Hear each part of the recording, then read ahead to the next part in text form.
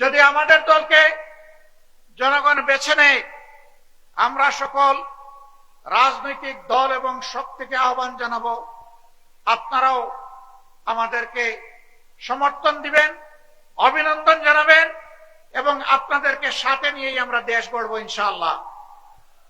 কেউ কেউ ইতিমধ্যে বলেছেন তারা ফ্যাসিবাদ বিরোধী সকল দলকে সাথে নিয়ে যদি তারা নির্বাচিত হন তাহলে সরকার গড়বেন ইল্লা জামাতে ইসলামী, জামাতে ইসলামী ছাড়া। আমরা তাদেরকে বিনয়ের সাথে বলবো, জনগণ যদি মহান আল্লাহর ইচ্ছায় আমাদেরকে নির্বাচিত করে, ইনশাআল্লাহ আমরা আপনাদেরকেও বাদ দিব না, সবাইকে সাথে নিয়ে আমরা দেশ গড়ব ইনশাআল্লাহ। আমরা বিভক্ত জাতি আর দেখতে চাই না। জাতিকে যারা বিভক্ত করে তারা জাতির দুশ্মন। আমরা ওই দুশ্মনের রাজনীতির চাষ আর বাংলাদেশে হতে দেব না। কিছু লোক প্রপাগান্ডা ছড়ায়, জামাতে ইসলামী তো কোনোদিন সরকার চালায় নাই।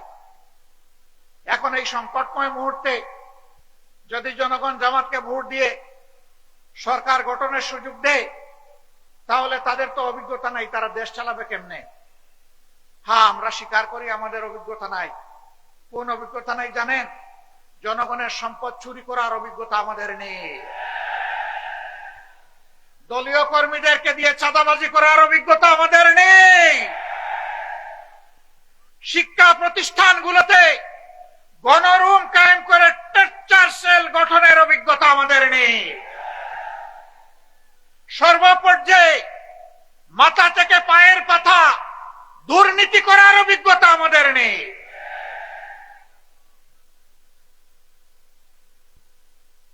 আমরা ক্ষমতায় যাইনি ঠিক আছে, কিন্তু 5 বছরের জন্য আমরা ছিলাম ক্ষমতার ছোট্ট অংশীদার। 2001 থেকে 2006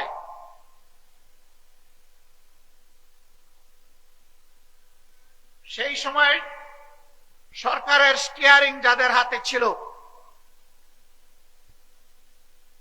তারা দেশকে সুশাসন দিতে ব্যর্থ হয়েছে। সেই সময় দেশ 4 বার দুর্নীতিতে বিশ্ব চ্যাম্পিয়ন হয়েছিল, কিন্তু মাহবুদের অশেষ মেহেরবানি বাংলাদেশ জামাতে ইসলামীর সেই সময়কার সম্মানিত আমিরে জামাত, সেক্রেটারি জেনারেল, এই 2 জন মন্ত্রী ছিলেন। 3টা মন্ত্রণালয় তারা সেবা দান করেছেন জনগণকে। তাদের শাসনামল শেষে অনুবীক্ষণ যন্ত্র দিয়ে, টেলিস্কোপ দিয়ে তাদের কোন দুর্নীতির স্বজনপ্রীতি ছিল কিনা তা আবিষ্কার করার জন্য বিভিন্ন মহল ঝাঁপিয়ে পড়েছিল। আলহামদুলিল্লাহ, দুর্নীতির একটা সর্ষে দানাও তারা আবিষ্কার করতে পারে নাই।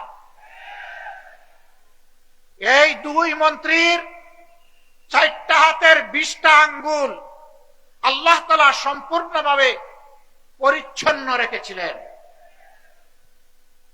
তারা প্রমাণ করেছেন এই 2টার সাথে আরো 10টা মন্ত্রণালয় যদি জামাতে ইসলামের লোকেরা পরিচালনার সেবা দেওয়ার সুযোগ পেতেন, তাহলে 12টা মন্ত্রণালয় একই ধরনের পরিচালিত হতো, জনগণ উপকৃত হতো।